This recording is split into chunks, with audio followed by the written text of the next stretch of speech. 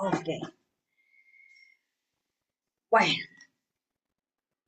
buenos días a todos, a todas y pues bienvenidos a este espacio. Vamos a ir dando un poquito de tiempo, estoy dando un poquito de tiempo para que vayan entrando las demás personas. Este, Les cuento así rapidísimo, esta es una actividad que, que estoy haciendo porque próximamente vamos a reabrir la biblioteca. Si alguno de ustedes conocen el proyecto del Gato de Alicia, que es una biblioteca privada abierta al público, nos mudamos hace como un mes y medio, algo así, nos cambiamos de lugar y vamos a reubicar la biblioteca. O sea, vamos a reabrir la biblioteca. Y reabrir la biblioteca implica que vamos a hacer una serie de cambios, de ajustes, de modificaciones. Y bueno, yo quería contarles un poco de qué va todo esto, pero elegí un tema que creo que es un tema muy importante para explicar el porqué de la existencia de la biblioteca y por qué de alguna manera es necesario que la biblioteca siga existiendo, ¿ok? Entonces, elegí un tema, les voy a compartir una presentación, ¿ok? Hice una presentación, hoy les voy a pedir que literalmente abran su mente totalmente, ¿ok? Porque vamos a ver un tema muy filosófico y teológico. De hecho, me cuestioné un poquito el título de la charla, un poquito de qué iba a ir el tema, pero es que realmente no había otra forma, no había otra manera, y bueno, el tema de elogio de lo sólido y hablar un poquito de qué estamos perdiendo cuando todo se vuelve digital, ¿ok? Entonces, vamos a ver un poquito de filosofía, un poquito de teología, ¿ok? Para tratar de explicar lo que, desde este aspecto filosófico y teológico, qué es lo que está pasando con el tema de lo digital, ¿ok? Y pues, ¿cuáles serían las consecuencias? Y bueno, ¿cuál es nuestra propuesta? ¿Ok? Entonces, bienvenidos de verdad. Eh, y bueno, ¿quién soy? Para los que, bueno, es primera vez que andan por aquí, pues yo soy Mariluz Barrera. Soy psicóloga, ¿ok? Filósofa, estudié una maestría en filosofía y actualmente pues yo soy la fundadora del proyecto El Gato de Alicia, ¿sí? Eh, Soy también terapeuta, soy terapeuta existencial y consultora filosófica, ¿ok? Entonces, pues esa soy yo, ¿ok? Y vamos a iniciar nuestra charla.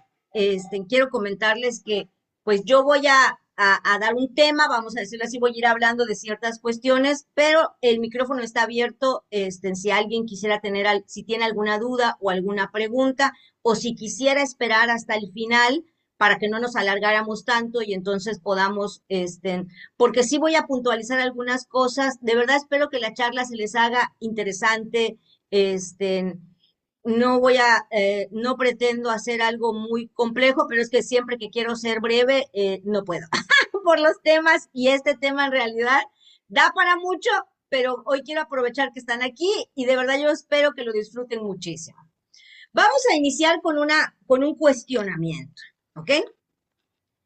Si yo les preguntara, bueno, me imagino que la mayoría de ustedes son amantes de los libros, ¿ok? Quiero creer eso, ¿ok? Si yo les preguntara, ¿cuál es el libro físico que más les costaría perder? Yo sé que todos tenemos algún libro que es nuestro favorito o algún objeto, ¿no? O sea, que es nuestro favorito. ¿Cuál sería para ustedes el que más les dolería perder? No estoy hablando ni del más caro, ni del más famoso, ni el mejor escrito, sino ese libro que tiene un significado especial, ¿sí? Y pensando un poquito en todo lo que implica ese libro, ¿ok? ¿Alguien quisiera comentarme o compartirme? Veo que aquí alguien ya escribió en el chat. Dice El hombre en busca de sentido, dice Adi. Ok. ¿Por qué ese libro, Adi, en particular? Porque ese libro para mí ha significado que mi vida tiene que tener un valor, mi vida tiene que tener un sentido, que tengo que encontrar ese camino y en el transcurso de ese camino está mi felicidad y está mi trascendencia. Ok. Gracias, Adi. Gracias, gracias. ¿Alguien más quisiera compartirnos? Si hay algún libro especial que les dolería muchísimo perder,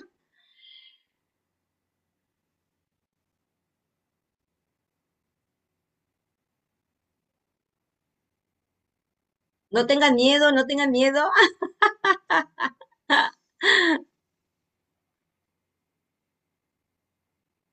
Nadie.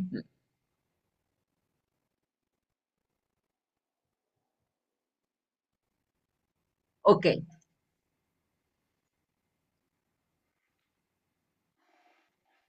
La pregunta en cuestión de por qué nos duele perder algo físico y por qué nos dolería más perder algo físico que en este caso, por ejemplo, perder un archivo en PDF.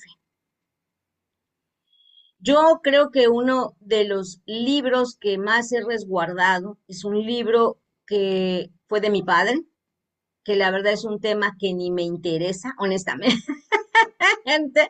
Bueno, de hecho tengo dos. Uno de redacción, este, y otro que habla de una cuestión social, de algo de la época, del magisterio, mi papá era maestro, y y también tengo algunos, he resguardado, mi papá era periodista, escribía una columna, él escribía su columna en una máquina de escribir y archivaba todos sus escritos, ¿no? Originales de las columnas que él publicaba o publicó durante todo el tiempo mientras él publicó en un diario. Y yo tengo alguno de esos archivos que resguardo. Este, y definitivamente son cosas que me dolería perder. Si nosotros pensamos en por qué elegí este tema y qué le pasó a la biblioteca, yo les tengo que contar rapidísimo esta historia para que entiendan por qué mi inquietud con esto y por qué elegí este tema en particular. Yo fundé la biblioteca en el 2014, viajé a Mérida el del 2017 con más de 3,000 libros y bajo la... Mucha gente me criticó, mucha gente me cuestionó de por qué estaba fundando una biblioteca con libros físicos si ya venía todo este tema de lo digital. La realidad es que tuvimos una muy buena respuesta de los talleres, las actividades, todo lo que hacíamos en la biblioteca. Y luego vino la pandemia. Yo tenía muchas reservas con el tema de lo digital. Yo no daba terapia en línea, déjeme decirle. Yo seguía pensando que era muy importante la terapia presencial, las actividades presenciales, pero cuando llegó la pandemia no nos quedó de otra y todo se empezó a hacer digital. Cuando ya estábamos al final de la pandemia, nos vino el cuestionamiento de si reabríamos la biblioteca y si valía la pena invertir para reabrir la biblioteca, pero con un espacio físico mucho mejor que el que teníamos antes. Y nosotros tomamos la decisión de hacerlo. De hecho, todos mis ahorros, que fue lo que trabajé arduamente durante la pandemia, lo invertimos en ampliar la biblioteca, el espacio físico. Pero después de la pandemia sucedió un fenómeno muy fuerte. Hay un antes y un después de la pandemia y la realidad es que el tema de lo físico, este, pues empezó a luchar contra el tema de lo digital, al grado que en la actualidad muchas tiendas físicas han ido desapareciendo porque la gente ahora hasta hace su súper de manera virtual, ya ni siquiera va la gente al súper, ya la gente no compra ropa en las tiendas, ya la gente no, o sea, ahora todo se volvió, ya la gente no va al cine, la gente ya no va al teatro, bueno, una serie de cuestiones porque ahora todo se ha vuelto una cuestión digital y todo desde la casa. de no salir, de estar en tu casa, de no estar, pues ahora sí que en un ambiente físico. Esto aunado también a muchas cuestiones que estamos viviendo socialmente, ¿no? El tema de la seguridad, el tema de bueno, hay muchísimas cosas que contribuyeron, pero la realidad es que sí hubo un antes y un después. Y las bibliotecas, obviamente la mía también, pues empezaron a entrar en una crisis bastante fuerte. Nosotros habíamos invertido en un espacio mucho más grande, mucho más bonito, y la realidad es que lo que nosotros pensábamos que iba a pasar, no pasó, porque además pensábamos la gente va a estar harta de estar encerrada. De hecho, estando en la pandemia, la gente nos hablaba y nos decía, ¿cuándo van a abrir la biblioteca? ¿Puedes ir a la biblioteca? Y era así como de, pues no, estamos en la pandemia, no, no se puede. Entonces, tomamos la decisión de hacer eso y ahorita que ya lo veo en perspectiva, pues pensamos que tal vez fue un error, porque la gente simplemente no respondió. La gente no asistía a las actividades físicas, no iba a la biblioteca como lo hacía antes, y y lo que terminó sosteniendo la biblioteca y yo mi trabajo al final, pues se sostuvo con la cuestión de los talleres virtuales, las terapias en línea, y y bueno, siempre con la queja de la gente virtual de no poder pertenecer a la biblioteca y siempre con la idea de, ay, si yo estuviera ahí, iría a la biblioteca. De hecho, mucha gente a la que yo le estoy muy agradecida, que hasta ha viajado de otros lugares para conocer la biblioteca y tuvieron la oportunidad de conocer el espacio físico que teníamos antes. Cuando vino esta mudanza de ahorita, que tuvimos que dejar el espacio, porque además el espacio no era nuestro, ¿no? este, pues sí nos dolió muchísimo, me tuve que deshacer de muchísimos libros, nos tuvimos que deshacer de muchísimos libros que habían sido donados, porque todos nuestros libros han sido donados, y pero ya no me dolió tanto el perder el espacio físico. Tuve que entrar dentro de una perspectiva de realidad y decir, bueno, realmente hicimos un espacio más grande, hicimos un espacio más bonito, más bello, todo era así como de más libros, pero pues la biblioteca no la hacen los libros, la hacen la comunidad y las personas. Y bueno, no había personas. Entonces, ahorita, pues tuvimos que reducir el espacio, ¿ok? Y por eso elegí este tema. Porque esta charla no es un ataque a la tecnología. No vamos a atacar a la tecnología ni a la virtualidad, sino la pregunta no es si las cuestiones digitales son malas. Más bien quiero que volteemos la pregunta y que nos cuestionemos qué ocurre con el ser humano cuando cada vez menos cosas dejan huella en el mundo y en la memoria. Vamos a cuestionarnos realmente y vamos a ver por qué es importante el tema de lo físico, por qué es importante el tema de lo sólido. ¿De dónde viene esta explicación? Y lo vamos a hablar desde una cuestión filosófica y sobre todo también desde una cuestión espiritual.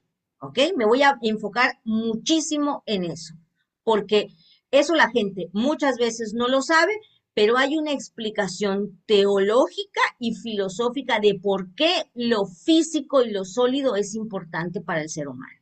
¿Y qué tiene que ver esto con nuestra humanidad? ¿Ok? Entonces, un poquito eso es lo que voy a intentar hacer con la charla, con esta charla, ¿no? Y esa es un poco mi intención porque realmente yo veo, sí, hay al menos en el caso de las bibliotecas han ido desapareciendo. El año pasado fue el peor año de las bibliotecas en México, desaparecieron y se cerraron muchísimas. Grandes bibliotecas están en total deterioro, no se invierte en eso, o sea, bueno, de hecho, en estos últimos años en nuestro país no se invierte en casi nada, ¿verdad? En casi nada importante, pues obviamente menos en una cuestión, ¿no? Que tiene que ver con, en este caso, con los espacios físicos para la cultura y para la lectura. ¿Ok? Y vamos a entrar al tema de la desaparición de lo físico. ¿Qué significa la desaparición de lo físico? Porque aunque nosotros no lo hayamos, no tengamos esta conciencia, sí es una realidad que en la actualidad lo físico está desapareciendo. En la posmodernidad, nosotros ahorita estamos en una época, ¿sí? En una etapa, más bien, que se llama posmodernidad. Y la característica, una de las características de la posmodernidad es la desaparición de lo físico. ¿Esto qué quiere decir? Esto se refiere a la desmaterialización de la realidad. Pasamos de una realidad objetiva y concreta a una realidad que se desmaterializa, o sea, no tiene materia. Entonces, las experiencias tangibles, los objetos y los espacios físicos son sustituidos por versiones digitales, por simulacros y por flujos de información. ¿Sí? O sea, por eso el fenómeno de la posmodernidad se caracteriza por este concepto, desaparición de lo físico, es la desmaterialización de la realidad. O sea, no hay materia.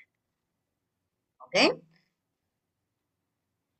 Y este fenómeno, ¿por qué es tan importante? Porque este fenómeno transforma cómo consumimos, cómo nos comunicamos y también cómo construimos nuestra identidad. Hoy no vamos a tocar ese tema, pero esto, porque ahorita lo vamos a enfocar hacia una cuestión, hablando de cosas y objetos tangibles, pero bueno, en el caso del ser humano, también afecta hasta la percepción y la cosmovisión que vamos a tener de quién es la persona, de quién es el ser humano. ¿Ok? Entonces, es un fenómeno muy importante. Decimos, afecta cómo consumimos. Yo les decía sí, porque ahora, pues, no sé, todo lo vamos a comprar en línea, todo lo vamos a comprar. O sea, hay una cuestión, ¿no? Que afecta la forma en que nosotros nos vamos a conectar con nuestro entorno.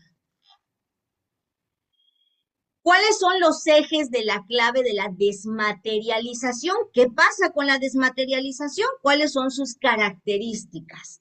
Punto número 1. Nosotros pasamos de tener objetos a acceder a servicios. O sea, los productos físicos como los CDs, los libros, los DVDs, se transforman en archivos digitales y en suscripciones en la nube. A mí me da mucha risa cuando tú ahorita entras a Amazon Premium, por ejemplo, o a Amazon y quieres comprar una película y te dice, ¿la rentas o la compras? En realidad no hay ninguna diferencia entre rentarla y comprarla, porque tú no puedes descargar la película para ser dueño de la película. Yo ingenuamente pensé que sí, pero no. Entonces, ¿cuál es la diferencia entre rentarla y comprarla? En que comprarla la puedes descargar en la misma aplicación para que la puedas ver otro día, ¿no? Y sin internet, pero de todos modos la estás rentando, no la compraste, tú no eres dueño de la película. Y lo mismo pasa con los libros de Kindle, no son tuyos, están en la nube, ¿sí? No eres dueño de los libros. Esto, y además tienes que estar inscrito en la aplicación. Esto pasó, le comentaba yo hace unos días en el Club de Filosofía, porque abordamos este tema en el Club de Filosofía. Les comentaba yo que esto les cayó el 20 a los jóvenes cuando Nintendo hizo, los que fabrican estos videojuegos, hizo una, ¿cómo se dice? Dio la noticia de que ya no iba a hacer las versiones físicas de los videojuegos. Ahora todo iba a ser digital. Y tú ibas a tener que hacer lo que hacen en los videojuegos. Tú compras tus, ¿cómo se llama? Todo, tú rentas el videojuego, pero no es tu videojuego. Y entonces se explotó la bomba y los jóvenes, ¿no? Y los gamers y todos los empezaron así, ¿cómo? Entonces sí, les empezó y se empezaron a dar cuenta de que no eran dueños de sus videojuegos y que ya no iban a ser dueños de sus videojuegos, iban a ser esclavos toda la vida de estar pagando esa suscripción, que es lo mismo que pasa con con el Windows, ¿no? Y con las aplicaciones bueno, de hecho, ahora ya lo iban a empezar a hacer, no sé si ya lo empezaron a hacer también con las impresoras. Para que tú puedas usar tu impresora, ibas a tener que estar pagando para descargar una aplicación para que puedas usar tu impresora. Es una cosa fuertísima, o sea, ibas a tener tienes el aparato, pero no lo puedes usar si no pagas la renta para descargar la aplicación para que puedas imprimir. Esto es fuertísimo, ¿ok? Otro de los ejes de la desmaterialización es de espacios a plataformas, o sea, las interacciones sociales y comerciales migran de las plazas públicas y tiendas físicas a redes sociales y plataformas de comercio electrónico, ¿sí? O sea, nos quejamos, ¿sí? De esta cuestión, pero pues al final de cuentas ya no va a haber parques, ya no hay cafeterías, ya no hay, no, o sea, estos espacios públicos, porque realmente la gente ya no se reúne en esos espacios públicos. ¿Por qué? Porque ahora todos estamos en una plataforma. Luego, los cuerpos virtuales. La identidad ya no depende exclusivamente de nuestra presencia física. De hecho, este es un buen tema que se daría para otro tema, ¿no? Porque te digo, aquí no nos vamos a, pero vamos a llegar a un punto más adelante en donde vamos a ir hacia el desprecio de la materia, y el desprecio de la materia implica también el desprecio del cuerpo físico, de nuestro propio cuerpo, y un desprecio por el cuerpo. Entonces nos construimos a través de avatares, perfiles digitales y narrativas en línea, ¿sí? Entonces, todo nuestra identidad corpórea se vuelve también virtual. Otra cosa importante es el tiempo y el espacio colapsado. O sea, la digitalización elimina las barreras geográficas, y es cierto, todo sucede aquí y ahora. Tiene que ser en el momento. Tú no puedes esperar, tú no puedes posponer, ¿sí? Y entonces todo es aparentemente de forma instantánea, diluyendo la importancia de los espacios físicos. Entonces, esos son algunos de los ejes de la desmaterialización, lo que va pasando con el tema de la desmaterialización. ¿Cuáles serían los impactos y las paradojas? Aquí es donde viene lo interesante. Bueno, todo esto, si se va perdiendo la materia, ¿qué es lo que va a pasar? ¿Cuáles serían las consecuencias? Primero, la pérdida de la experiencia táctil. Se reduce el contacto con la textura. Durante años estuvo el pleito de si era igual un libro físico que un libro digital. Bueno, ya, la ciencia ya dijo que no es lo mismo. Los países de primer mundo que nos vinieron la idea de que en las escuelas los niños iban a estar con bueno, pues ya les quitaron las tablets a los niños y ya les volvieron a dar los libros, porque neurológicamente no es lo mismo. Igual con la escritura, en los talleres de escritura terapéutica se lo digo a las personas, no es lo mismo escribir a mano que escribir en la computadora. Neurológicamente no es igual. Lo mismo pasa con lo físico, ¿sí? El peso, el olor de las cosas, limitas la experiencia sensorial al plano visual y auditivo de las pantallas, que además haces que el cerebro neurológicamente haga un esfuerzo mucho mayor. Yo lo explicaba cuando la pandemia, no sé si ustedes se dieron cuenta, pero estar dando clases aquí, estar dando una charla aquí, estar dando terapia en línea es peor. Hay un esfuerzo físico para el cerebro mucho mayor que cuando está en persona, y lo explicaban los estudios, salían los estudios científicos y decían, ¿por qué? Porque estás viendo en 2D y el cerebro, ¿no? No logra identificar si estás con una persona real, si estás con un avatar, si estás en cambio, cuando estás con una persona de frente, el cerebro, tú dices, sí, es una persona, o sí, esto es un objeto. Entonces, imagínense el esfuerzo, por eso terminas más cansado, agotado. Yo me acuerdo que terminaba mis talleres, terminaba mis terapias, y decía, pero es que estoy muy cansada, y todos pasábamos por eso, todos lo pasamos, los que están haciendo esto. Bueno, Pues implica, ¿por qué? Porque el cerebro y nuestra biología y nuestra fisiología está hecha para lo real. O sea, ¿me explico? Luego tenemos la obsolescencia y la fragilidad, o sea, aunque lo digital parece eterno, porque eso es lo que creen la mayoría de las personas, depende de servidores, de energía y de formatos que cambian rápidamente. Se va la luz, se fue el internet y se fue la vida. O sea, así de sencillo, ¿no? Y lo que pone en riesgo la memoria histórica. De hecho, ahorita que me mudé, vamos a comprar el teléfono y le decía a mi esposo, vamos a comprar un teléfono que no sea eléctrico, un teléfono digital antiguo, porque yo no quiero que se vaya la luz y me quiero quedar sin teléfono. O sea, ¿me explico? ¿Por qué? Porque viene el tema de que parece que todo es eterno, pero no lo es. Al contrario, es mucho más frágil. De hecho, ahorita tenemos un problema bastante serio con esto del robo de los datos y estamos con ese tema de que hackean las plataformas, todo el mundo tiene nuestros datos, todo el mundo tiene nuestra vida. Bueno, pues si eso hubiese estado en un archivo, a lo mejor eso no pasaría con tanta facilidad, pero bueno, a lo que voy es que ese es el impacto, esa es la consecuencia, ¿ok? Otro es la paradoja de la nostalgia. ¿Qué empezó a suceder? Como reacción a esta desaparición, entonces van a surgir movimientos que rescatan lo físico, pero con un costo superior. Si tú quieres un vinilo, si tú quieres un CD, si tú quieres un mueble vintage, con la pena, pero te va a costar el cuádruple, el triple de lo que realmente cuesta, ¿no?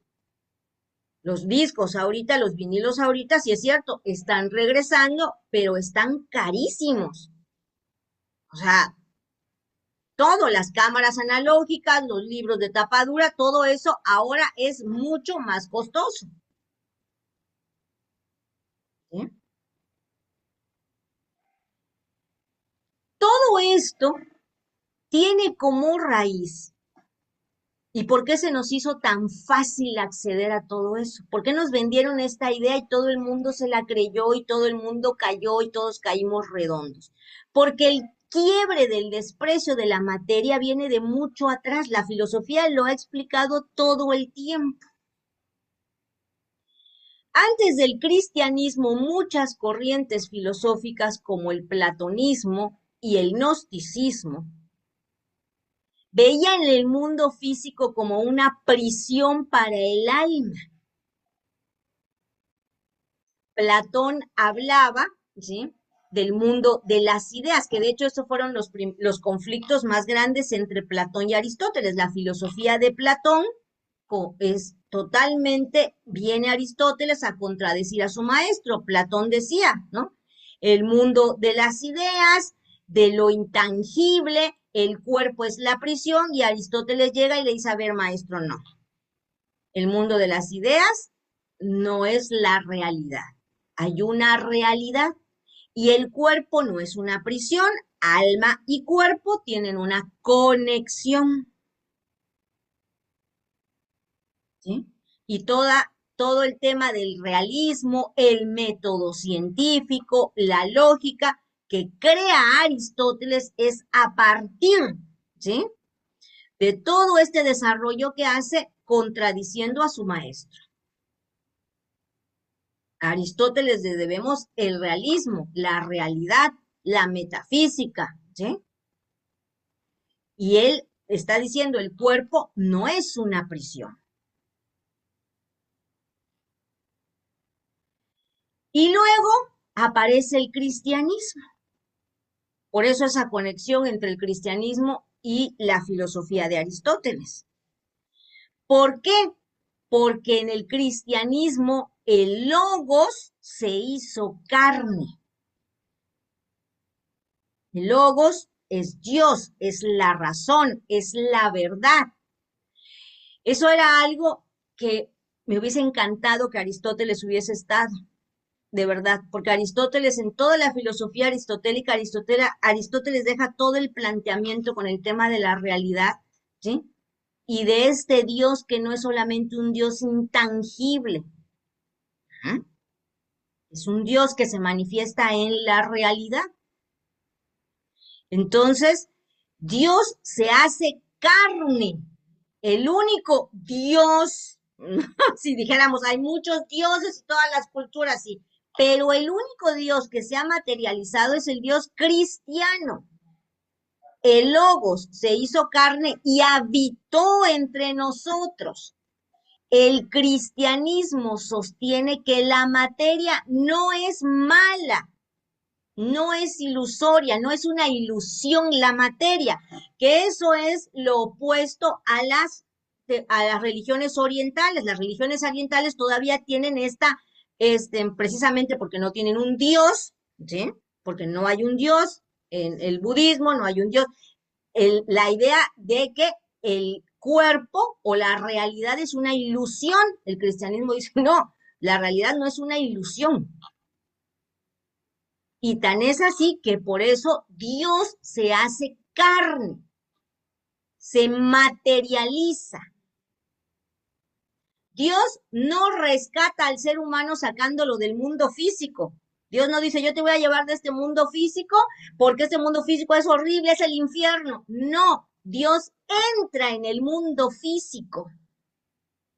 Dios atraviesa la realidad, la materia, y se queda aquí.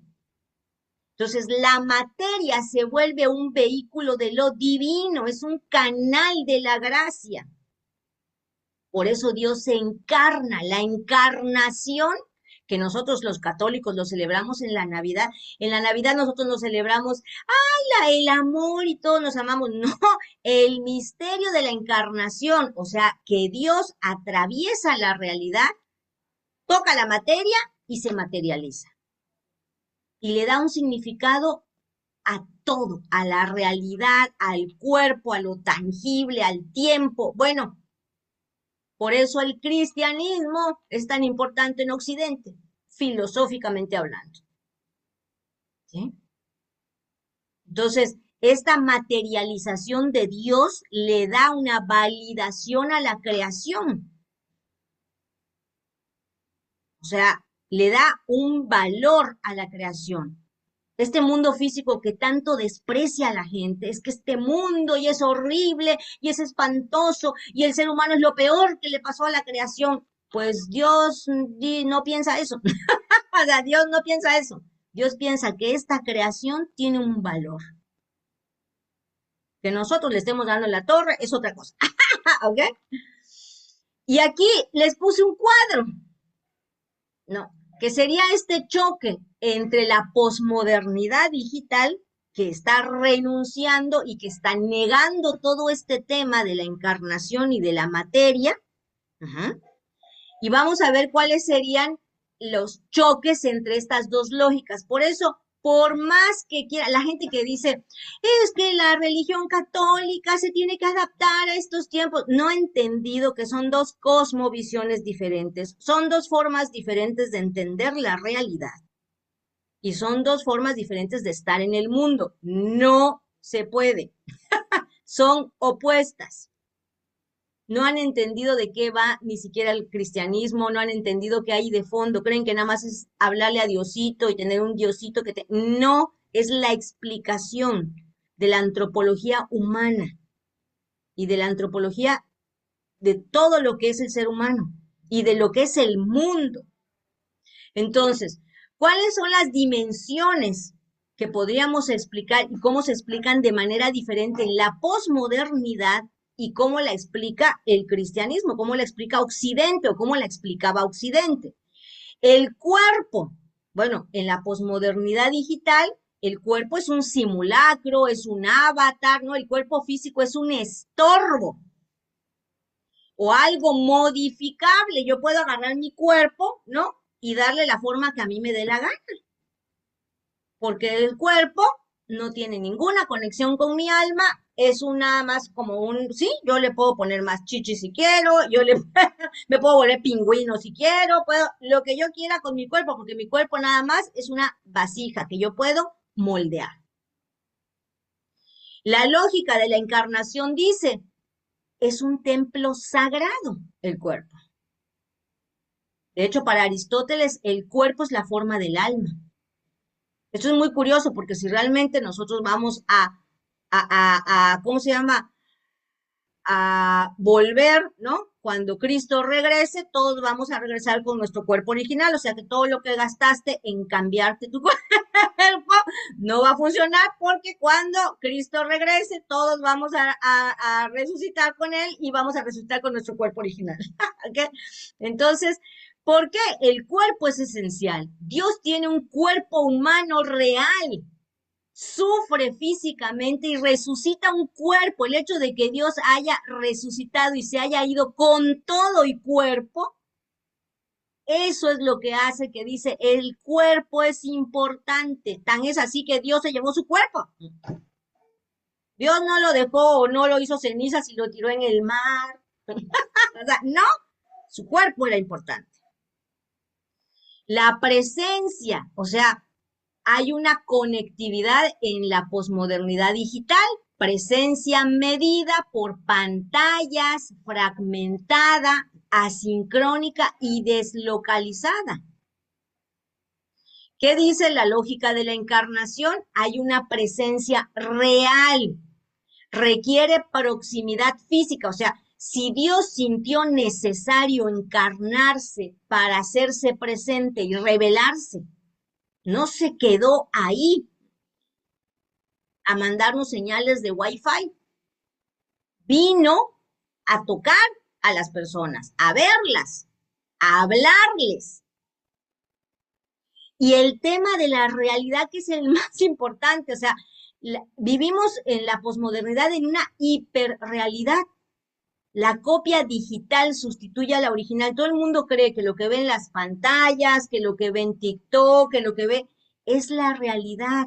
La verdad es maleable. O sea, hay un desprecio por la realidad. La gente dice, no existe la realidad. ¿Cuál realidad? Cada quien tiene su realidad, cada quien tiene su verdad. No.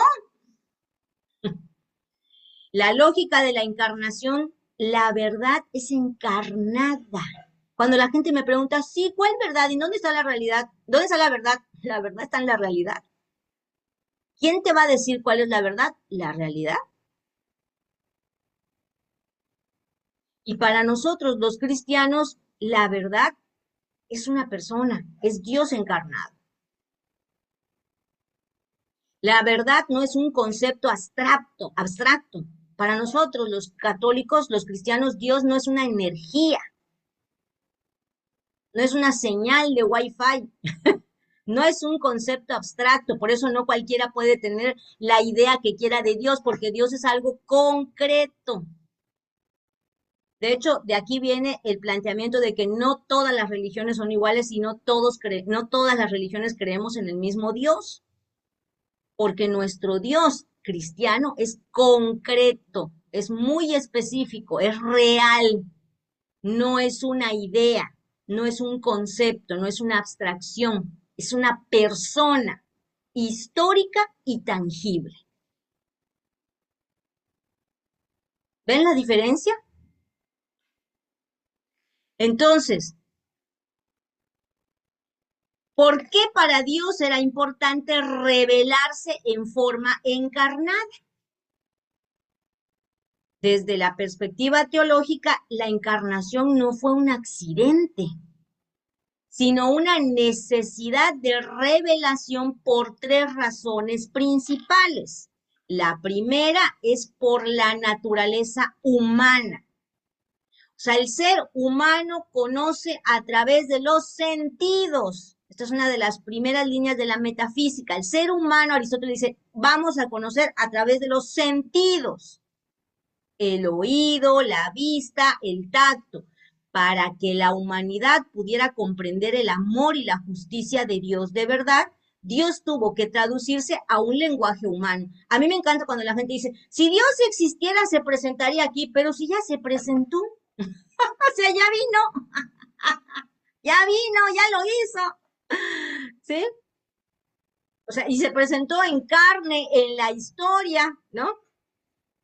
En el sufrimiento, o sea, vivió como humano para darse a conocer a los humanos como humano, usando obviamente, el idioma humano.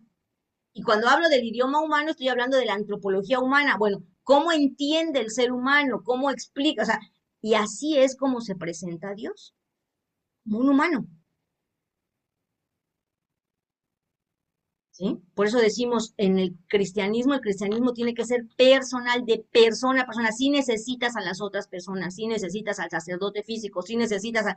Porque así es como se manifiesta Dios. Y así es como se manifiesta ¿cómo se llama? Su mensaje para redimir la totalidad de la experiencia, porque Dios tenía que redimir este mundo físico que efectivamente estaba hecho una porquería. Lo estábamos y lo hemos estado haciendo una porquería. Entonces, hay un axioma en la teología patrística que dice, lo que no es asumido no es redimido. O sea, si Dios solo hubiera salvado el espíritu, habría dejado fuera la materia. O sea, Dios nunca se hubiera materializado. Pero al asumir un cuerpo humano, Dios sana y santifica toda la creación material. O sea, al tocar Cristo la materia, al tocar Cristo la realidad ya tiene un valor diferente. Y esto incluye la biología, el dolor y la muerte.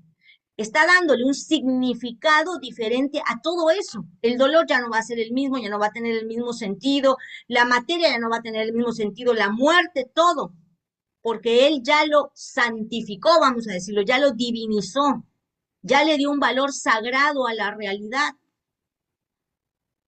Por eso los cristianos no vemos la realidad como lo ve la gente que no cree en Dios, porque nosotros la realidad la vemos con otro valor. Por eso esas 3 células que la gente dice que hay en un bebé que no ha nacido, nosotros sí lo vemos como algo sagrado. ¿Mm?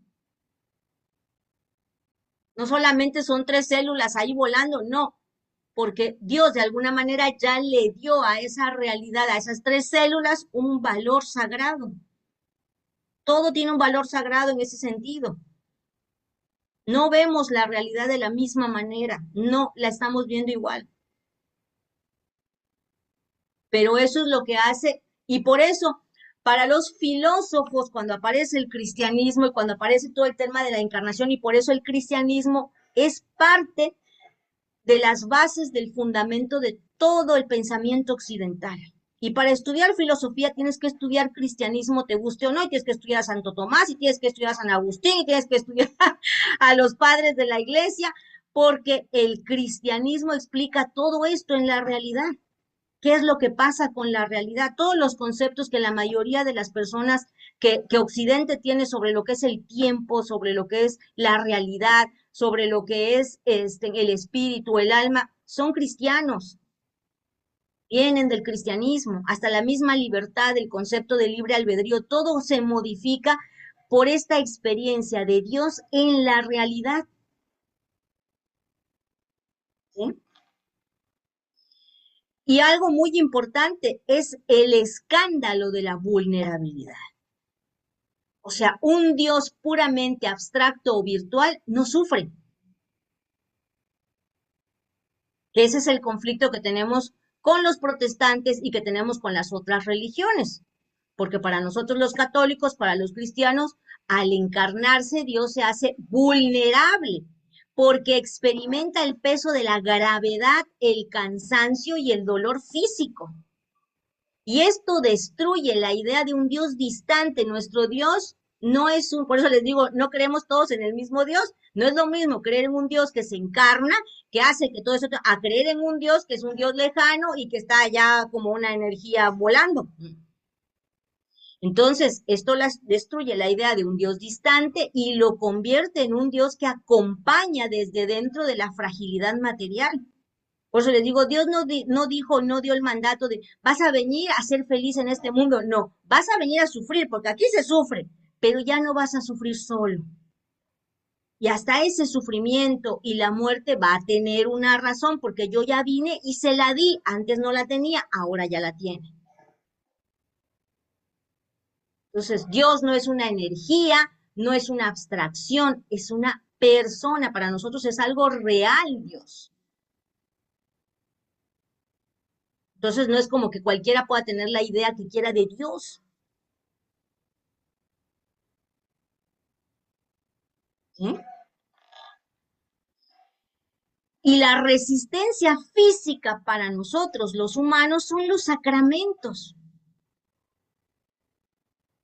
O sea, Dios deja los sacramentos y esa es la herencia de la encarnación. O sea, Dios dice, yo voy a permanecer con ustedes hasta el fin de los tiempos.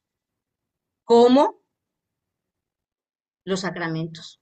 El cristianismo mantiene una resistencia implícita a la desmaterialización a través de sus rituales. Los sacramentos necesitan materia obligatoriamente. El bautismo, agua, pan real, la Eucaristía. Para nosotros Cristo, la Eucaristía es Cristo, es Dios.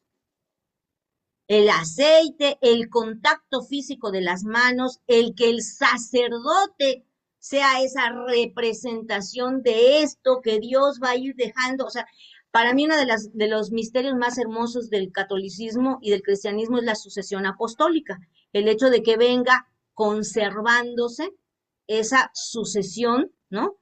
De Dios mismo, de Cristo, es a través de los sacramentos. No existe un bautismo virtual ni una comunión digital, o sea, ¿no? Porque la gracia se transmite a través en y a través de lo físico. Por eso para nosotros los católicos la misa es súper importante. Comulgar, ¿cómo se llama? Yo no me confieso con Diosito tipo en Wi-Fi, ¿no? Porque por eso tengo que ir a la confesión. O sea, los sacramentos son esa resistencia física.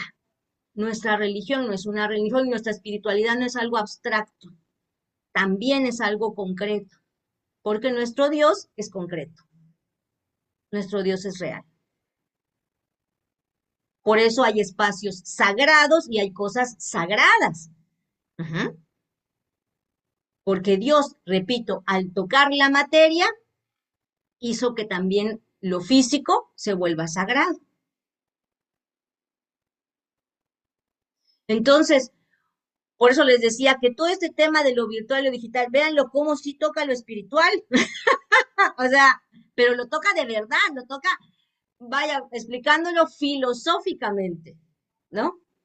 Y una de las mayores tensiones de nuestra época, la desmaterialización posmoderna, no solo afecta a los objetos, sino que ha creado una espiritualidad a la carta. A lo primero que ha renunciado el hombre desde la modernidad es a la espiritualidad verdadera, a la espiritualidad concreta. ¿Sí?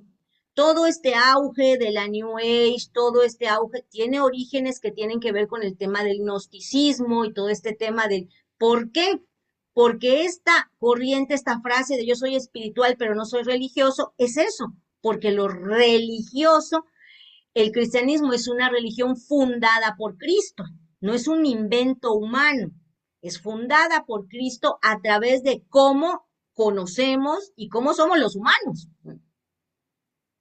Es esa pedagogía. Dios deja una iglesia concreta, Dios deja esas cuestiones concretas porque nosotros las necesitamos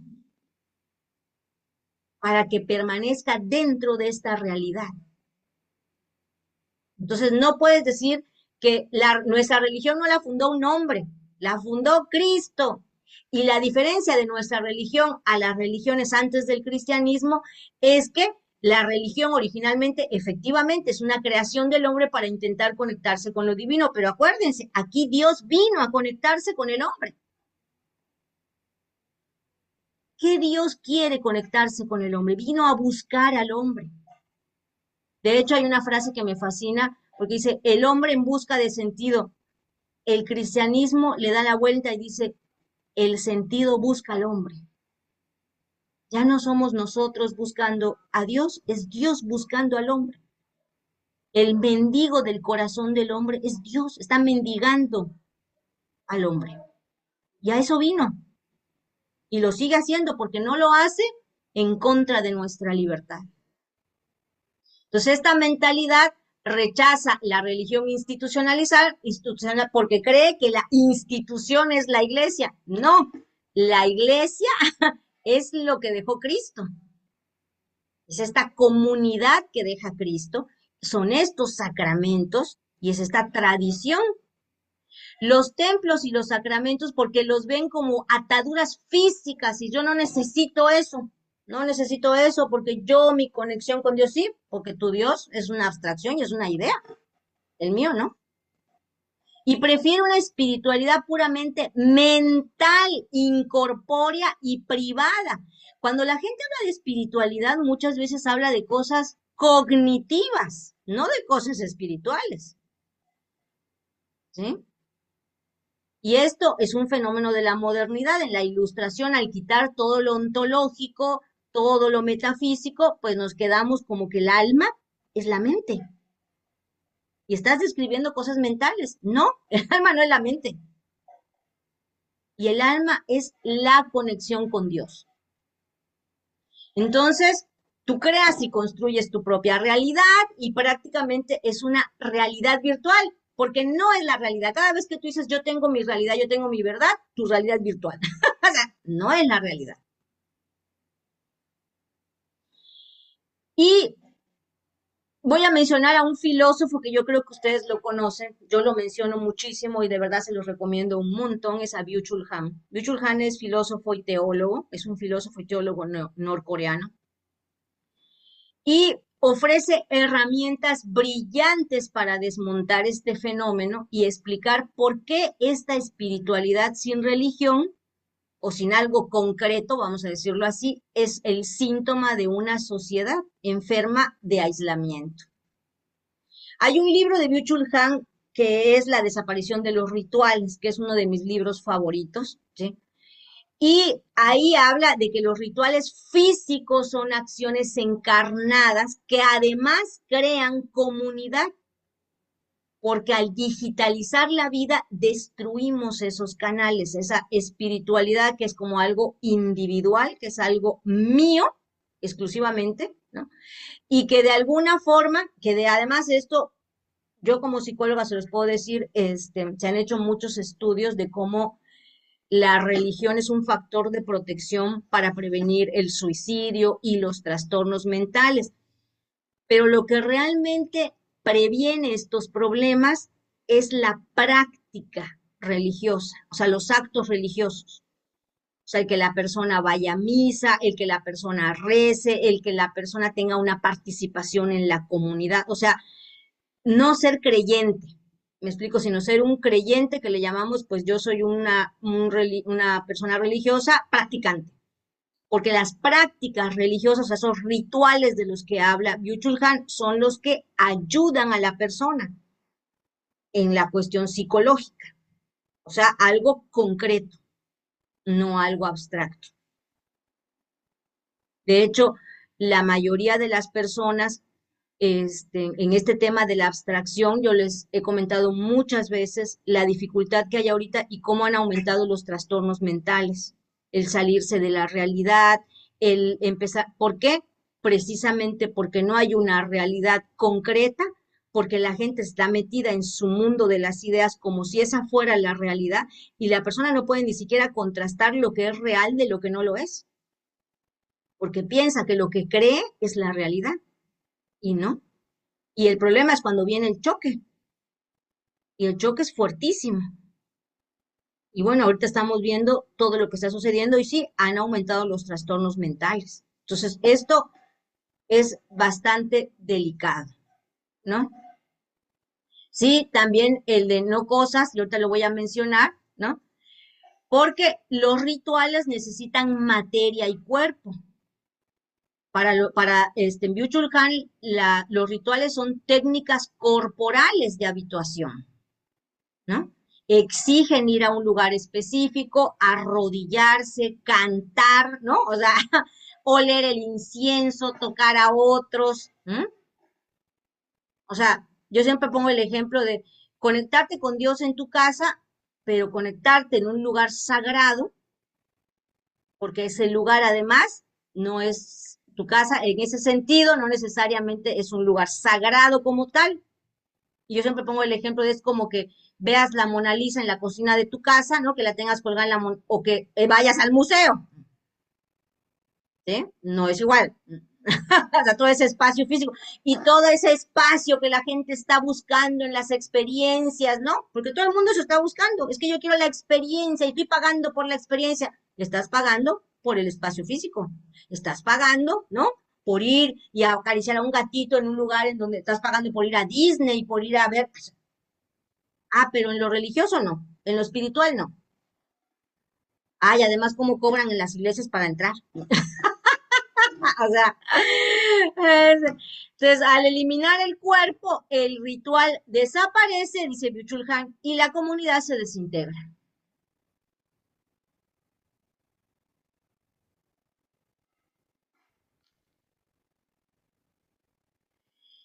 Y otra cosa que menciona Byung-Chul Han, y que también se han hecho muchos estudios psicológicos, ustedes los pueden googlear en internet, ¿no? Del narcisismo espiritual, que lo que fomentan este tipo de espiritualidades es personalidades narcisistas, que de hecho es una de las grandes críticas que se le hace a la psicología, ¿no? La filosofía le hace a la psicología, dice la psicología lo que hace es promover narcisismo, porque sí, la psicología actual, porque le hace creer a la persona que es el centro del universo, tú eres el centro del universo, ¿no? Cuando alguien dice yo no necesito ir a misa, no necesito en la religión, no necesito, Dios está en la naturaleza, en mí, dice Han, advertiría que esa persona está cayendo en un aislamiento individualista del capitalismo tardío, sin una comunidad física, sin un dogma, ¿no? Que confronte tu espiritualidad, se convierte en un espejo donde solo te adoras a ti mismo y a tus propios deseos, que es lo mismo que pasa cuando yo digo es mi realidad, es una proyección de ti mismo, pero la realidad no es una proyección de nosotros, ¿no? Hay un otro,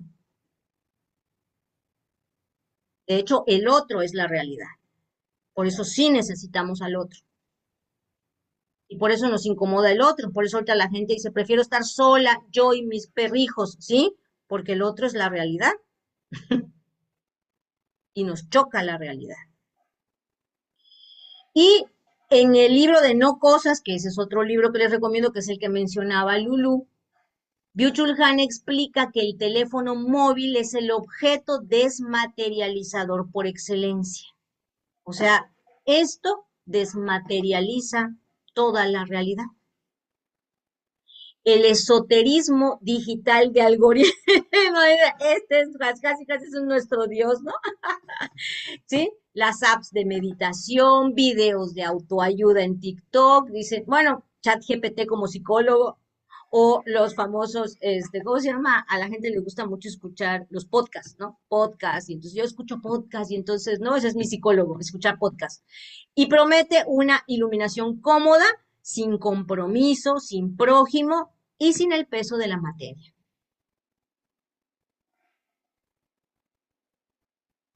Entonces, el esoterismo digital es el nuevo gnosticismo.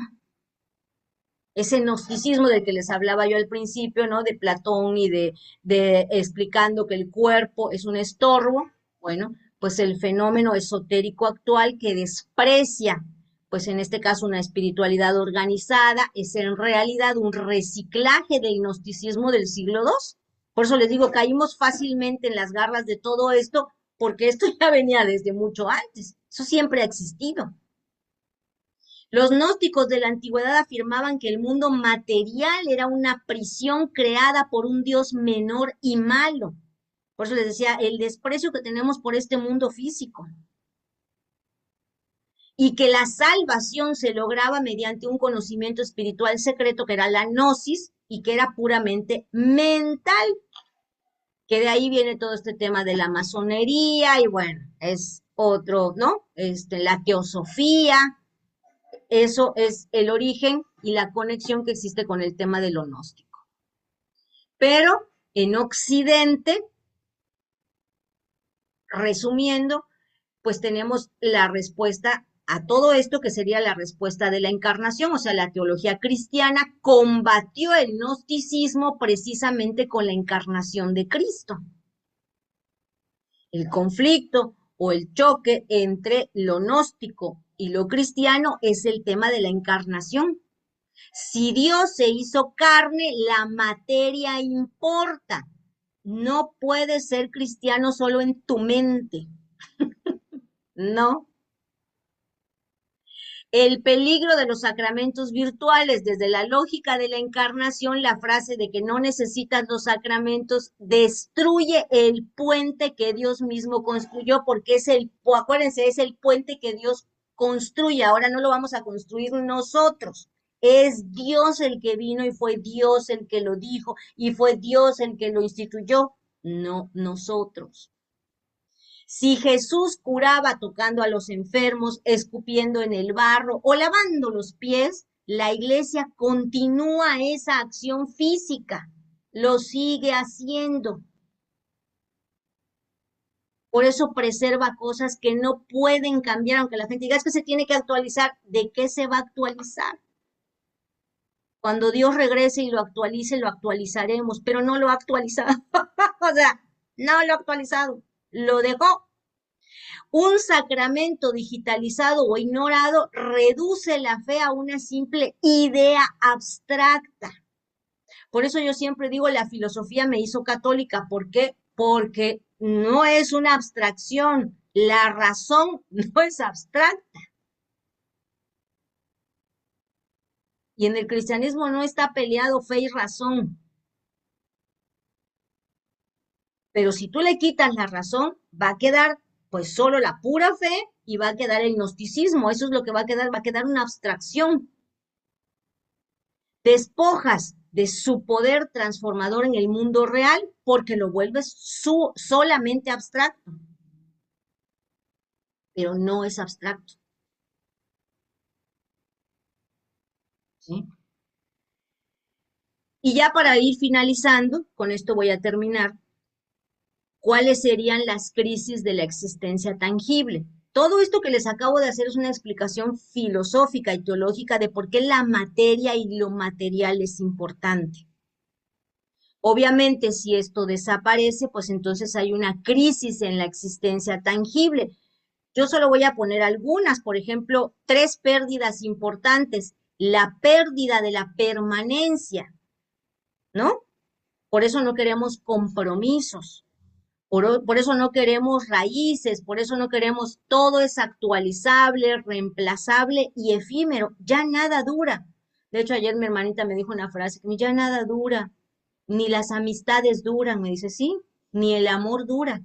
Y la gente está convencida de eso. A mí me parte el corazón cuando escucho a alguien diciendo, no, el amor no es para siempre. Yo, bueno, pues el que te han dado. O sea, no es para siempre, ¿no? Pero bueno, ya te convencieron de eso, porque estamos en esto.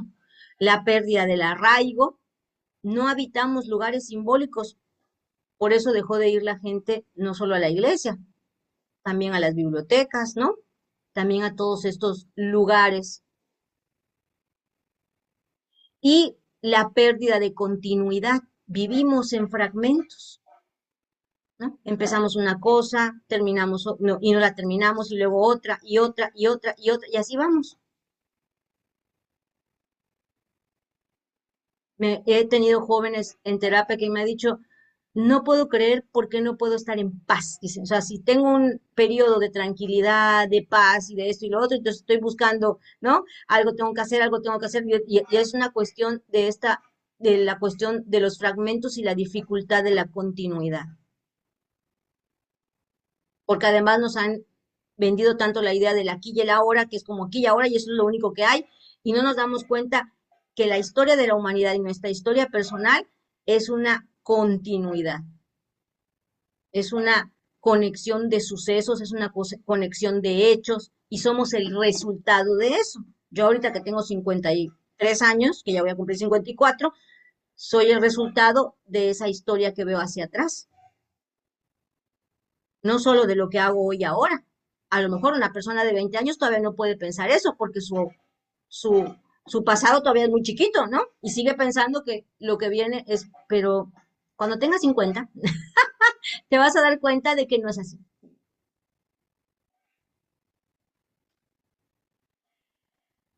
hay una necesidad de refugio y pertenencia.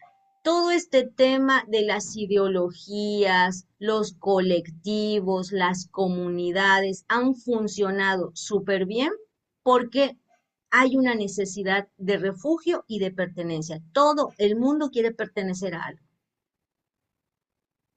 Y de hecho, el marketing que usan las cadenas no sé, es venderte la idea de alguna manera también de que perteneces tú a algo, pero porque en nuestra naturaleza está nuestra necesidad de pertenencia. Necesitamos refugios, sí es cierto, pero los refugios no son escondites, no es donde uno va a esconderse o donde uno va a buscar a personas que comparten el mismo dolor y entonces ahora todos vamos a luchar en contra de eso. No, un refugio sería un lugar en donde puedo pensar, donde puedo reflexionar, ¿no?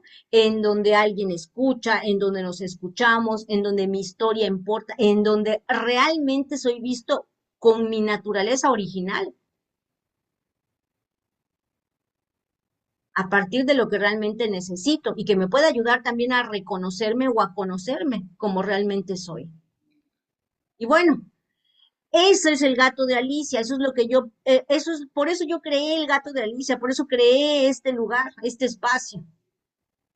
Es parte de un proceso personal que yo he vivido, de un proceso de vida, de todo lo que yo he ido aprendiendo, entendiendo y comprendiendo, ¿no? Y esa es la propuesta del gato de Alicia. Por eso, porque yo le decía a mi esposo cuando estábamos en esto de la mudanza, y yo le decía, "Oh, pues ya que se acabe la biblioteca." De hecho, cuando hicimos el proyecto que les comentaba de ampliar la biblioteca y de invertir en la biblioteca, mi esposo me decía, el espacio físico es necesario. Sí es cierto, Mari, me dice, todo lo virtual, ahorita vives de lo virtual y la gente virtual es la que te está sosteniendo, pero es necesario el espacio físico. Y es verdad. ¿Por qué? Primero, porque preservar el libro es preservar el cuerpo.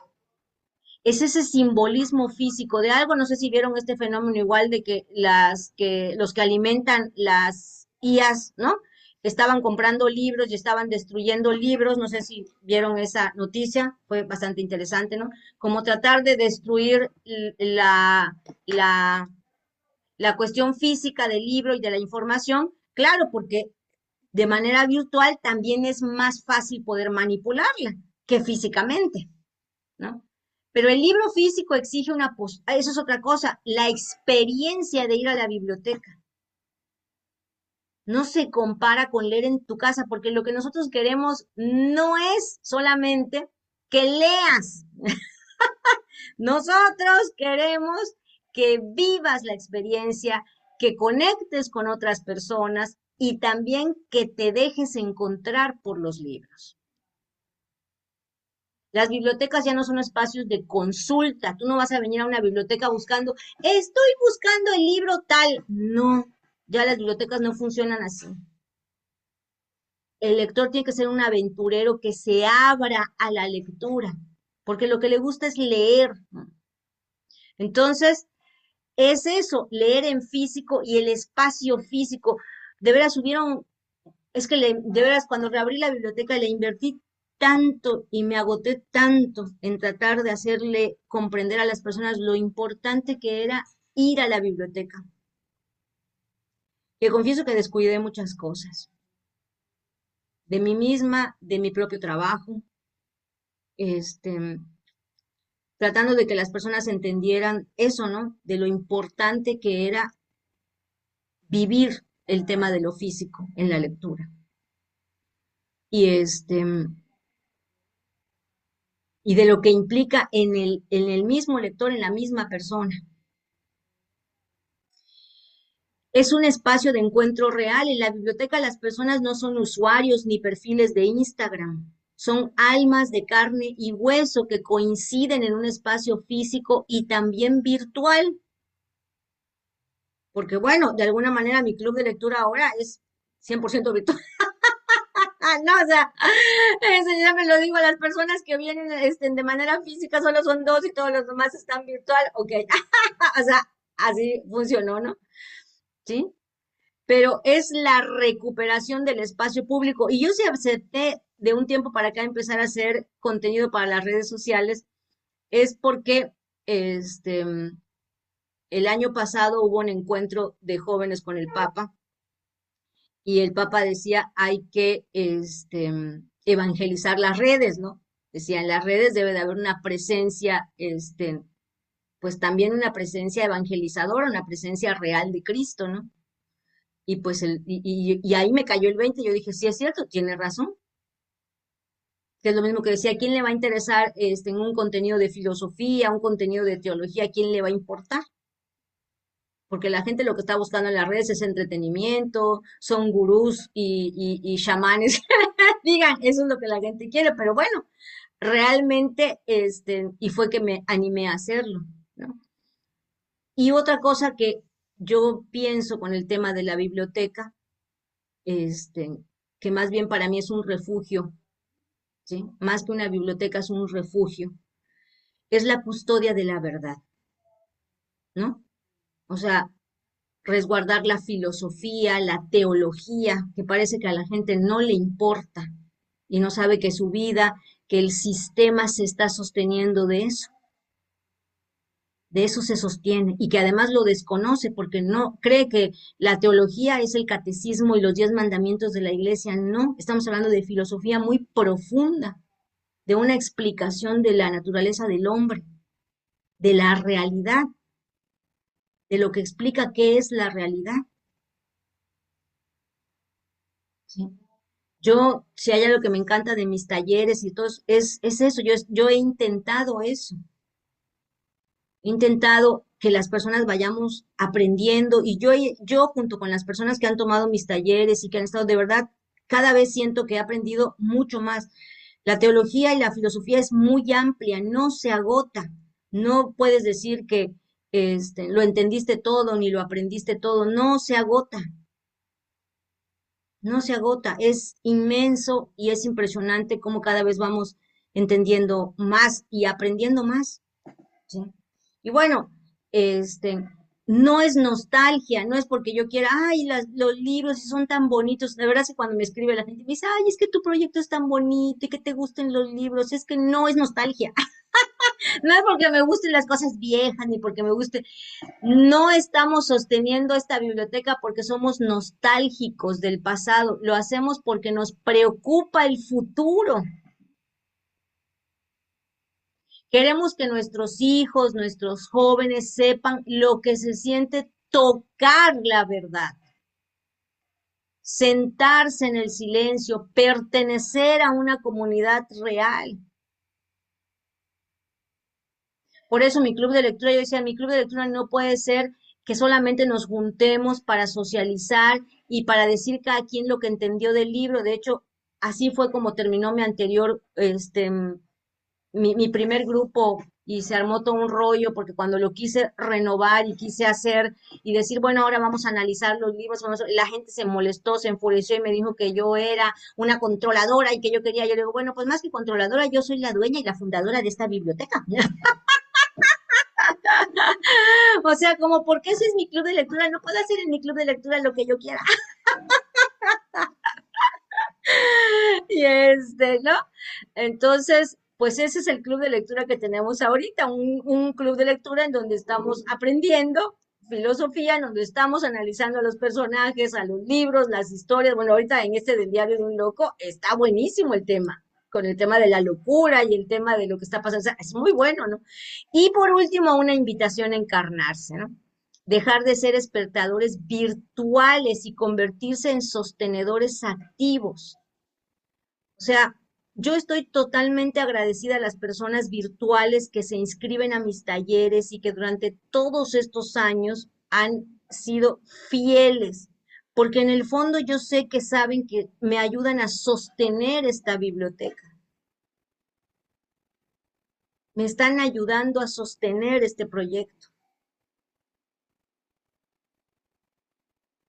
O sea, De verdad, yo se los agradezco en el fondo de mi corazón. ¿Sí? Hace unos días un amigo, apologeta que tiene una cuenta en TikTok, porque le dije es que estoy muy preocupada por lo económico siempre me preocupa. Este,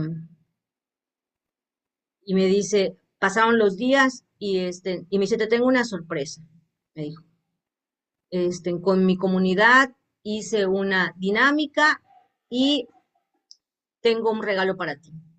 En TikTok, en un live, juntamos tanto dinero y te lo quiero mandar. Y le dije, te lo agradezco con todo mi corazón. Le dije, y agradeceslo a tu comunidad. De hecho, le dije, necesito agradecérselo. Se los pagué con un live en un tema. Le dije, ¿qué tema quisieran que yo les diera? Les doy un tema para agradecerle a tu comunidad que me hayan mandado este donativo. Entonces, mantener una biblioteca abierta al público en estos tiempos es una locura. Sí, me han dicho que estoy loca, estoy loca. Y otra cosa importante es una biblioteca privada abierta al público. ¿Por qué? Porque otra cosa que también nos quejamos, porque la cultura la tiene secuestrada el sistema. Las bibliotecas públicas, ahí deciden qué es cultura, ahí deciden qué nos van a enseñar, ahí deciden, ahí no te van a dar un curso de teología, ni te van a explicar todo esto de la encarnación, porque, ay, las religiones, eso es algo, sí, pero esa es la explicación filosófica que necesitamos saber. No te la van a explicar, no te la van a decir. Entonces, Dios necesitó de la materia para salvarnos. Hoy nosotros necesitamos de su ayuda material, de sus recursos, de su tiempo, de sus donaciones para sostener este espacio físico. Lo necesitamos. Una cosa que también me empezó a frustrar, y eso se los voy a decir así honestamente aquí, ¿no? Pues es sí, la gente, hacíamos un montón de proyectos aislados, pero esos proyectos aislados en verdad eran muy agotadores. Para mí eran sumamente agotadores. Estábamos ante algo, no sé, que si hacíamos el cine filosófico, que si hacíamos la hora del té, que si hacíamos la conferencia, que si hacíamos el... Ustedes no se imaginan lo agotador que era todo eso. Además, lo que implica prepararlo, el espacio físico, o sea, todo eso, y que además estemos frente a una incertidumbre. Porque a veces hacíamos un cine filosófico y se llenaba, pero a veces hacíamos cine filosófico y no llegaba nadie. Y generalmente, pues que entonces empezar a crear proyectos, ¿no? Sobre todo con las personas, pues que han sido fieles, que han sido, y por eso es que nacen los clubs que ahora tenemos, la Sociedad de Filosofía y Teología es donde hacemos lo del cine filosófico, ahí es donde tenemos ahora las películas, analizamos las películas, aprendemos filosofía, ahora sí, en forma, ¿no? Tenemos el club de escritura, pero ahora es un club de escritura terapéutica existencial, porque también ahora son temas filosóficos, ¿sí? Y pues el club de lectura, que es la Sociedad Literaria de Alicia, donde también analizamos los libros, pero lo analizamos también y yo doy temas, o sea, no solamente es leer el libro. Y pues la terapia, que mi enfoque terapéutico obviamente no es un enfoque, no es coaching, no es ¿cómo se llama? Pues es un enfoque filosófico. ¿No? Es desde la filosofía, o sea, vamos a analizar, vamos a profundizar, vamos a reflexionar, ¿no? O sea, es un enfoque para, pues ahora sí que integral de la persona y y bueno, ese es el corazón del proyecto. Y por último, pues ahora abrimos que van a poder participar las personas, el visitante ocasional, que va a ser el presencial, ¿no? O sea, el que va a venir una vez o cada determinado tiempo, va a tener acceso a la biblioteca, vamos a tener una dinámica que se llama el oráculo literario de Alicia, ¿sí? Van a poder estar en la biblioteca, el miembro lector presencial, que ese sería el que se inscribe, el que se va a poder llevar libros a su casa.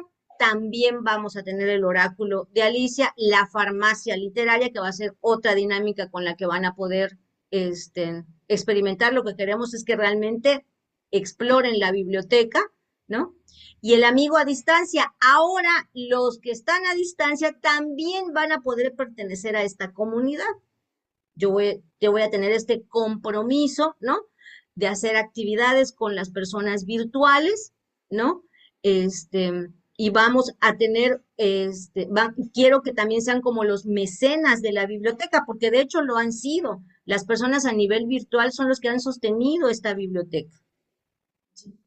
De verdad me han apoyado muchísimo porque sostienen los talleres, y lo increíble es que ni siquiera pueden disfrutar de la biblioteca, toda la vida me lo han dicho, ¿no? Me dicen, es que, y siempre ese ha sido un pesar que yo siempre he tenido, yo digo, ¿cómo es posible que los que están sosteniendo la biblioteca no puedan disfrutar de ella y ni siquiera sean miembros de la biblioteca? Pues ahora ya van a poder ser miembros de la biblioteca, ¿no? Y de alguna manera todos vamos a hacer esta comunidad y estamos formando parte de esta comunidad que es el Gato de Alicia, ¿sí? Entonces, de hecho, ahora ya pueden acceder a nuestra página www.elgatodealicia.org. Ustedes pueden ir directamente a nuestra página. Esta semana yo ya voy a introducir esta información que les puse de cómo participar para inscribirse a la biblioteca, ¿sí? Y formar parte de la biblioteca. Este fin de semana, si Dios quiere, ya tenemos la reapertura, este, porque realmente sí nos ha implicado un esfuerzo. Todavía tenemos algunas adecuaciones que tenemos que terminar de hacer. No ha sido sencillo, ¿no? Pero ese es a grandes rasgos, este, por qué elegí este tema, ¿no?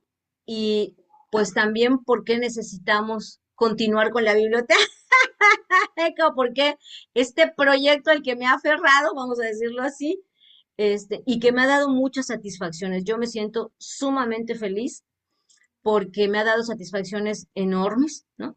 Este, visito las escuelas con lo que me puede dar el tiempo, porque también me implica, estuve durante 2 años, 3 años yendo a una escuela a Motul, donde me invitaban, llevaba libros, me invitan a presentar mi libro, porque yo tengo un libro, escribí un libro, mi autobiografía, la primera parte de mi autobiografía, que también es una cuestión filosófica que ha conectado mucho con los jóvenes, este, y me invitan a las secundarias y yo voy, pero el problema es que todo eso son mis recursos, es mi dinero, es mi tiempo, ¿sí? Y es un trabajo. El año pasado trabajé con toda una secundaria, me chuté a todos los salones, eso fue hace 2 años. El año pasado lo intentamos, la escuela quiso abrirlo a los papás y creerán que solo un papá llegó, 2 papás llegaron. Quisimos abrirlo y no, solo llegaron 2 papás, pero bueno. Entonces, pero esa es la historia del proyecto, esa es la historia de lo que estamos haciendo y sobre todo, pues yo quería compartirles que eso se sostiene de algo muy profundo, ¿no? O sea, no nada más es, como les decía, mi amor ni mi pasión por los libros, es también el resultado de mi experiencia como psicóloga. Yo ya llevo más de 30 años como psicóloga trabajando con niños, con adolescentes, con familias, con parejas. Creo que tengo mucha experiencia en este sentido, este, también trabajando con el dolor de las personas, la necesidad de las personas. He dejado de trabajar con niños y he dejado de trabajar con niños porque de un tiempo para acá yo dije es que los que realmente estamos mal somos los adultos, los que realmente necesitamos la ayuda, el apoyo y trabajar somos los adultos. Yo ya me había cansado y me cansé de que los papás, me traigan a los niños para que yo los componga y no se comprometan en un proceso, ¿sí? Y lo mismo pasa con la lectura. Me lo vas a traer a un taller de lectura. No, trae a tu hijo a la biblioteca y tú siéntate a leer con él. Ese fenómeno de los papás que traen a los niños a la biblioteca y se sienten a ver su celular y están obligando al niño o al adolescente a que busque un libro, eso no va por ahí. Pero es difícil, ¿no? O sea, es difícil trabajar ahorita en ese sentido con los adultos, pero creo que lo necesitamos mucho, ¿no? Entonces, he estado haciendo una escuela para padres con el padre Frank, un sacerdote que conocí en TikTok. Y hemos estado haciendo una escuela para padres virtual, damos temas, Él está en Roma y entonces hacemos algunos sábados hacemos talleres virtuales, ¿no? O sea, pláticas virtuales tocando temas para padres, porque el padre Frank, igual que yo, piensa que hay que trabajar mucho con los padres, ¿no? Entonces, bueno, eso es a grandes rasgos el tema de hoy, la charla de hoy, que yo les agradezco muchísimo se hayan tomado este tiempo de su sábado para estar aquí. ¿Ok? Y me gustaría, pues no sé, antes de despedirnos, si quieren hacer dice Lulú, es un poco raro proteger algo físico con herramientas virtuales. Yo creo que más que raro, yo creo que tenemos que empezar a introducir en lo virtual lo verdadero, para que lo virtual no se quede solo en lo superficial, que es un poco el planteamiento que yo les decía, está padre, ¿no? Este, que entres a las redes sociales, y yo pensaba eso antes, ¿no? Yo decía, ¿qué voy a hacer yo, una filósofa en TikTok? O sea, ¿a quién le va a importar? Y me ha sorprendido ver cuánta gente, sobre todo joven, creando contenido de calidad en las redes sociales. Porque no nada más se ponen a bailar y se ponen, no, o sea, personas creando en contenido en donde investigan, porque además editar un video y sentarte a hacer es un trabajo y contenido de calidad. Yo decía, sí, por eso me sentí mal y yo dije, no, si esta gente joven ya le cayó el 20, a mí, ¿por qué no? ¿No? De este compromiso de también y que ellos estén invirtiendo y que estén tratando de hacer de que la virtualidad no se vuelva solamente una cuestión. Bueno, no sé si vieron también que hay misas en Minecraft. Minecraft es un, un videojuego, ¿no? Este, por cierto, mi hijo era muy fan de ese videojuego y en Perú hay unos sacerdotes y unos franciscanos que abrieron una página en Minecraft en donde dan misas virtuales y le digo a mi esposo, me enternece mucho porque son todos los muñequitos, ¿no? Y me da mucha ternura porque de alguna manera están los niños o los jóvenes ahí, a través de esta virtualidad, ¿no? Entonces, yo creo que ir ayudando a las personas para que vayan hacia de lo virtual y que puedan acceder a lo físico. Porque tienes razón, sí sueña raro, ¿no?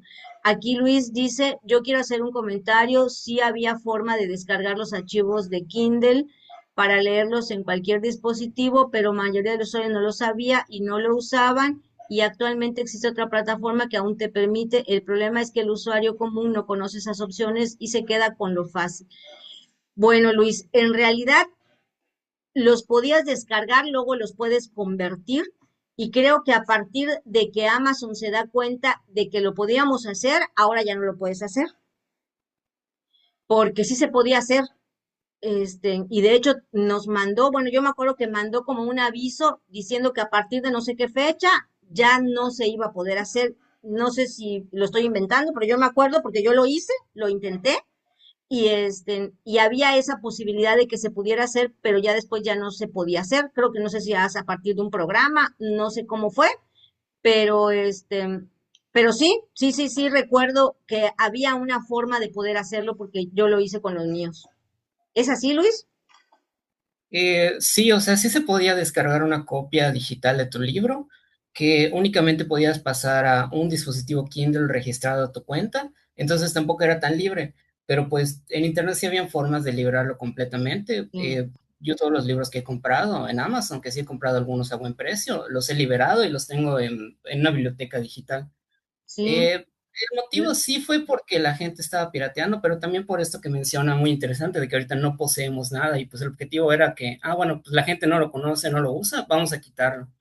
No fue precisamente por la piratería. Pero bueno, yo me pasé a otra plataforma que aún permite eso y pues ya puedo enviar mis libros a Kindle o a cualquier dispositivo que utilice. Yo digo esto porque pues la verdad utilizo mucho el libro digital, o sea, siento que he leído libros que de otra forma no hubiera podido conseguir difícilmente en formato físico. Y eso me hizo incluso apreciar un poco más pues los libros físicos, sobre todo las ediciones muy buenas o difíciles de conseguir.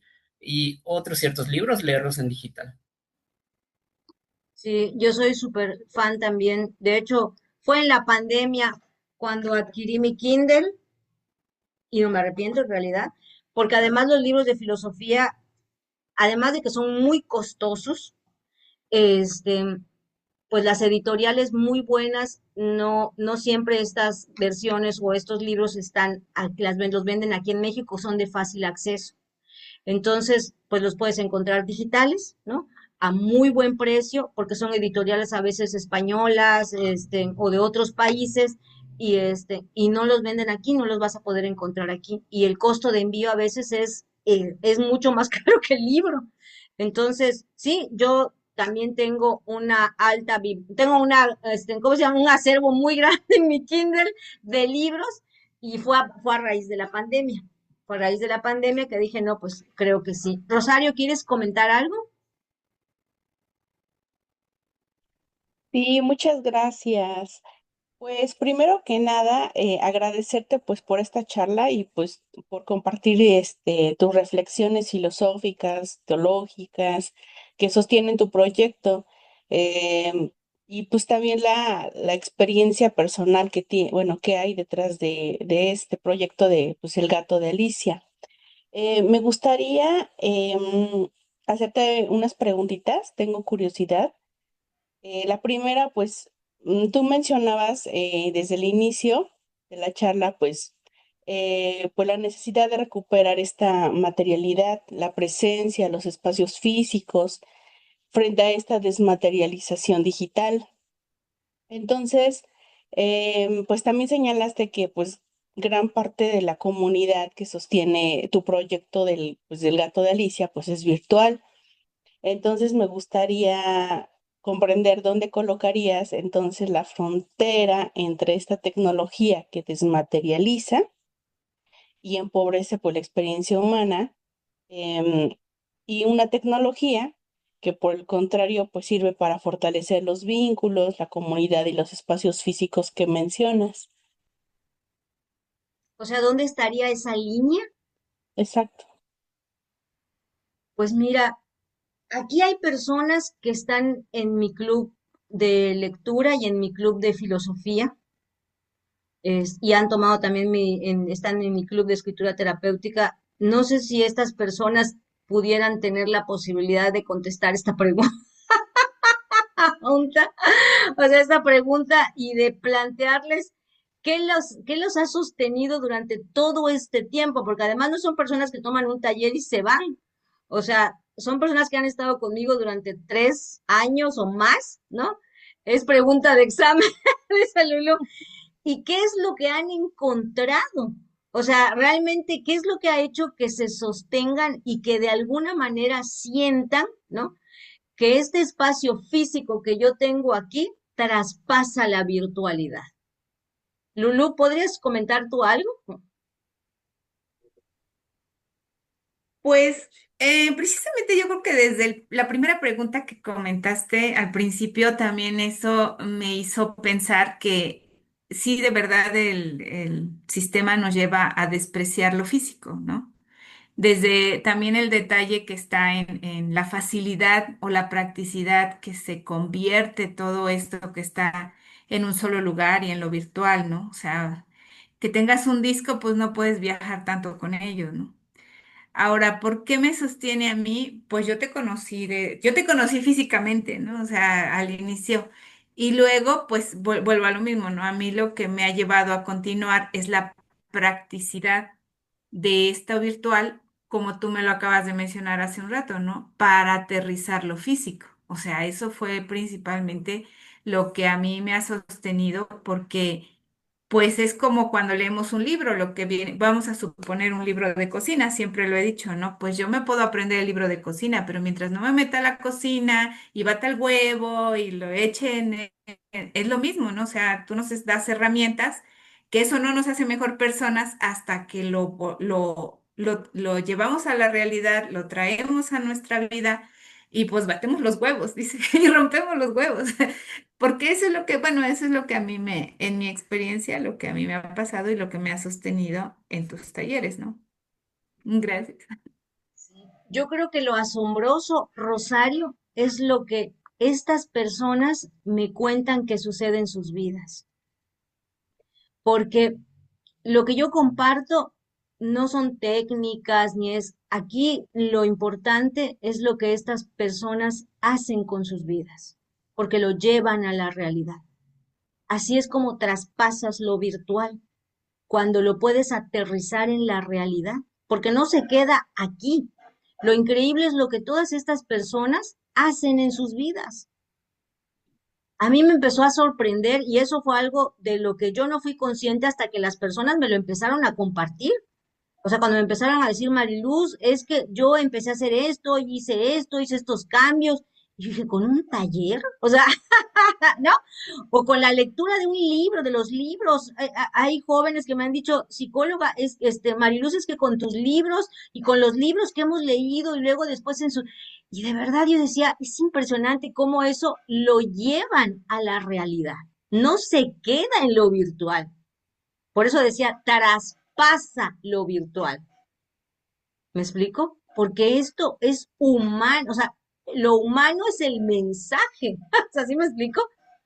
Entonces, cuál es la línea? La línea es eso, es que lo puedas aplicar en tu vida, que lo puedas llevar a tu vida. ¿Sí? Margarita, qué gusto me da verte. Margarita es otra de mis compañeras virtuales desde que empezó todo esto. ¿Quieres comentar algo, Margarita? Sí, Mariles, muchas gracias. Pues yo estoy más que agradecida con todos tus talleres desde que te encontré en el primer taller de cuentos que sí son cuentos. eh, pues quedé fascinada porque hay un aprendizaje y la filosofía pues siempre te lleva a querer saber más y te alimenta, o sea, es un crecimiento personal profundo, mmm, que a mí la verdad me ha sostenido mucho y yo te lo agradezco porque pues tú sabes que estoy atendiendo a mi papá con demencia senil y es estar las 24 horas al pendiente de él, por eso me cuesta trabajo estar en persona en los talleres, pero estoy en las grabaciones y pues eso me ayuda, es sentirme persona, porque llega un momento en los cuidados con una persona así que se pierde, empieza uno a perderse. Y, y tus talleres son eh, volverme a centrar en mí misma, crecer, creer en mí, me ayuda con mi comunicación de la paciencia con mi papá, la comunicación entre mi hermana y yo, es un crecimiento, o sea, es fabuloso todo lo que nos enseñas, es ir paso a paso en este camino. Y sí, es el ejemplo que puso Lulú del libro de cocina, es exactamente así. La filosofía no es para decir, ah, ya sé esto, ya sé aquello. No, es para ponerlo en práctica y eso es lo que enriquece. Y pues en esta oportunidad, pues qué gusto verte y estar en presencia. Gracias, Marilu. Gracias, Margarita. Sí, yo, en Rosario, con esas personas aprendí también a darle un valor a esto de lo virtual, ¿no? Y más que de lo virtual, a lo que yo estaba transmitiendo, porque yo sentía que tal vez yo misma no dimensionaba lo que transmitía a través del gato de Alicia, ¿no? Y y sí me cuestionaba yo el hecho de decir, bueno, ¿qué está pasando? Porque de alguna manera estas personas se están encontrando y lo virtual, ¿no? O sea, a través de lo virtual, pero es porque realmente es lo físico lo que de alguna manera está sosteniendo esto, es esa realidad, ¿no? Que no se escapa, no se escapa y que la tenemos que rescatar. Yo eso es lo que pienso, es rescatar esa realidad lo más que se pueda y, y que la podamos sostener, porque la mirada que tenemos, al menos mientras estamos en los talleres, lo que estamos analizando, lo que estamos, pues es una mirada totalmente, pues basada en la realidad, no perdiéndonos del hecho, de que somos personas que tenemos una historia y y bueno, que estamos tratando de, de entender el mundo en el que estamos, ¿no? No sé si tenías otra pregunta, Rosario. Sí, ahora, si el problema, por ejemplo, no es propiamente la tecnología, como lo mencionábamos, sino que ésta llegue a sustituir la presencia, el cuerpo, los rituales y al otro. ¿Consideras posible construir una especie como de ética de lo digital que nos permita utilizar pues esta tecnología sin caer en esta desmaterialización pues de la que hablaste? Sí, de hecho es sumamente importante que exista. El problema es sobre qué la vamos a fundamentar. Ahí es en donde está el problema. Porque cuando hablamos de una ética de lo digital, este, pues volvemos al punto, ¿no? Es como hablar de una ética de cualquier otra ciencia, ¿no? Siempre mi cuestionamiento va a ser sobre el planteamiento de qué ética lo vamos a fundamentar. Porque no sé, ahorita yo siento que están más bien tratando a través de lo virtual, o de lo digital, poniendo reglas, restricciones, ¿no? Como si eso fuera la ética, y la ética no va en función de eso. La ética va en función de una cuestión, de una formación moral, de una formación de la verdad, de una formación de la conciencia sobre lo que es la verdad para actuar correctamente y tener una conciencia de ello, ¿sí?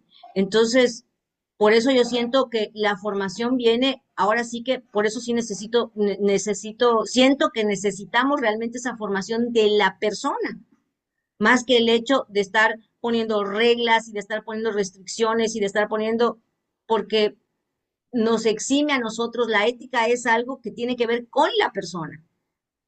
Y la realidad es que yo al menos lo que veo en las redes sociales y me asusta muchísimo es que las personas bajo todo este tema del relativismo, de precisamente de esta desmaterialización, las personas realmente, o sea, ya, pero también en la realidad pasa eso, ¿no?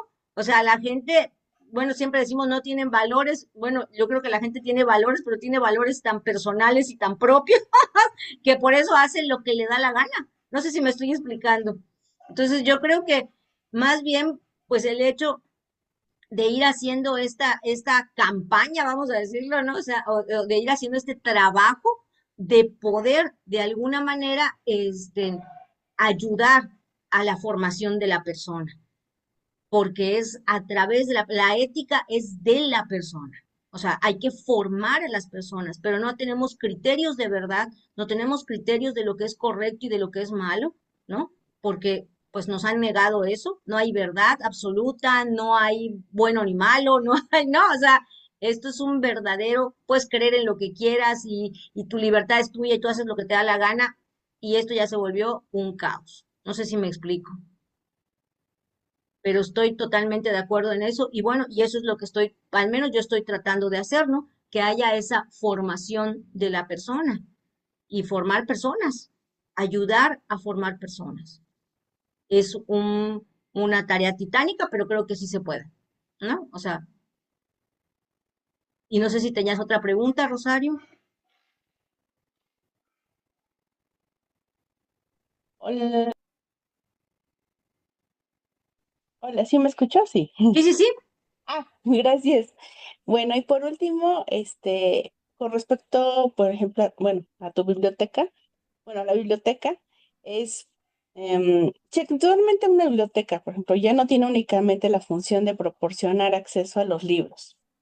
eh, como- ¿Qué elementos consideras indispensables, pues, para que un espacio físico como una biblioteca produzca realmente arraigo, comunidad, encuentro, los elementos que mencionábamos, y pues no solamente otro lugar donde las personas pues estén físicamente presentes, pero continúen aisladas en sus pantallas. Pues yo creo que, yo creo que la parte más difícil es, primero, que como espacio físico y material o hasta virtual, el problema siempre, y si tú me preguntaras cuál es el problema más serio con el que te has enfrentado, pues siempre la gente es como los que rescatan animales y los que te va a decir lo económico, lo material viene siendo un problema, ¿no? Porque es un proyecto que se tiene que sostener. O sea, tiene muchas cuestiones humanas y muchas cuestiones espirituales, que es lo mismo que pasa con la religión. La gente cree que la Iglesia Católica es millonaria y la Iglesia no tiene dinero, ¿sí? Este, les cuento una anécdota rapidísima. Ayer fuimos hay un encuentro de coros aquí en la ciudad de Mérida y los coros lo está organizando la Secretaría de Cultura. Y ayer los coros se presentaron en una iglesia, en la iglesia de Santa Lucía. Entonces, cuando presentaron la actividad y todo, dijeron, vamos a pasar, o sea, así como la limosna, ya ven que en la misa pasa la limosna, van a pasar para dar un apoyo, porque estamos muy agradecidos con la iglesia porque nos prestó sus instalaciones, pero imagínense, las personas que estábamos ahí íbamos a dar nuestro donativo o nuestra limosna para que esa sea la ayuda que se le iba a dar a la iglesia por haber prestado sus instalaciones. O sea, digo, el sistema de la Secretaría de Cultura no pudo haberle pagado a la iglesia. O sea, digo, rentaste un local, si vas y rentas un local, ¿no vas a pagar? Pero a la iglesia no, no le diste dinero. Y la gente que estábamos allí no cobró la entrada, ¿verdad? Pero vamos a tener que dar un donativo. ¿Cuánto habrá juntado? ¿Cuánta gente habrá dado? 500 pesos. Entre todos los que estábamos ahí, no lo sé. Sí me estoy explicando. O sea, de verdad, este creo que es el problema más serio al que nos hemos enfrentado. Que de alguna manera cuando hablas de cultura, hablas de cosas espirituales, la gente no quiere pagar. Quiere que sea gratis. Quiere que sea gratis. De verdad, Rosario, te lo estoy diciendo porque ese es ¿cómo haces que alguien pertenezca? Yo por eso digo, los que han pertenecido y los que han sentido y los que han donado, los que pagan un taller, los que hacen, es los que de verdad han sentido que hay algo en esto y se desprendieron de algo. Y yo de verdad estoy agradecidísima de eso. Como cuando nos quitaron nuestra pantalla, y vino una persona y me dijo, te doné una pantalla. O sea, te dono una pantalla. Yo me quedé y yo dije, Dios, me donaste una pantalla. O sea, ¿sí me explico? O sea, y entonces yo digo, ¿qué vio esta persona? Sí, esa persona en mis talleres de escritura, ¿no? En esto, ¿qué encontró? Para que diga, este lugar vale la pena que siga existiendo. Y que te desprendas de algo. Eso ha sido lo más difícil, por eso les decía, estas actividades aisladas que hacíamos muy bellas y muy bonitas, agotadoras, pero además eran sumamente económicas. Y el problema es que hay gente que me ha reclamado, ¿cómo cobras por entrar a tu biblioteca? O sea, digo, ¿y con qué pago la luz y con qué pago el mantenimiento? Ahorita la mudanza y traer todos los libros y los libreros, o sea,